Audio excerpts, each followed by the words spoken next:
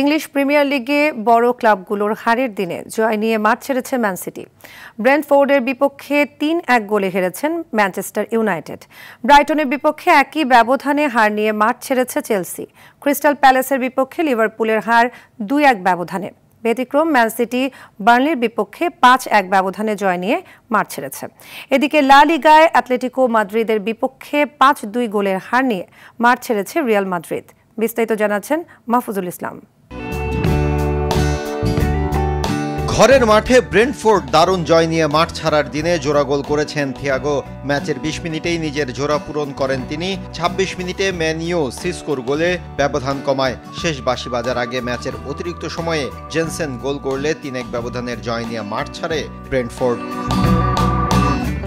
চেলসির হারের দিনে প্রথম গোল আসে এনজোর পা থেকে। ম্যাচের ২৪ মিনিটেই এই আর্জেন্টাইনের করা গোলটাই পুরো ম্যাচে চেলসির সম্বল। এরপর উইলব্যাক শো। ৭৭ মিনিটে উইলব্যাকের গোলে সমতায় ফেরা ব্রাইটন চমক দেখায় ম্যাচের অতিরিক্ত সময়ে। উইলব্যাক নিজের হ্যাটট্রিক পূরণ করেন সে সময়ে। ৩-১ গোলের জয় নিয়ে মাঠ ছাড়ে ব্রাইটন। ক্রিস্টাল প্যালেসের দারুণ জয়ের দিনে নায়কের নাম এনকেটিয়া। এর আগে ম্যাচের ৯০ মিনিটে ক্রিস্টালের ফরওয়ার্ড ইসমাইলা সারের গোলে এগিয়ে যায় তারা। ৮৭ মিনিটে লিভারপুল সমতায় ফেরে চিসার গোলে। তবে অতিরিক্ত সময়ে এনকেটিয়ার গোলে জয় নিয়ে মাঠ ছাড়ে ক্রিস্টাল প্যালেস।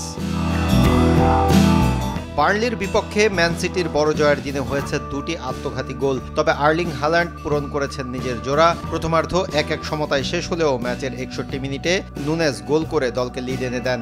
এরপর ম্যাচের ৯০ ও অতিরিক্ত সময়ে নিজের জোড়া পূরণ করেন হাল্যান্ড। ফলে ৫-১ গোলের বড় জয় তুলে নেয় ম্যান সিটি। এদিকে লা লিগায় অ্যাটলেটিকো মাদ্রিদের বিপক্ষে ৫-২ গোলের বড় হার নিয়ে মাঠ ছেড়েছে রিয়াল মাদ্রিদ। হেরে গেলেও টেবিলের শীর্ষস্থানে আছে রিয়াল, তবে সে অবস্থান কিছুটা হয়েছে নড়বড়ে। মাহফুজুল ইসলাম, RTV।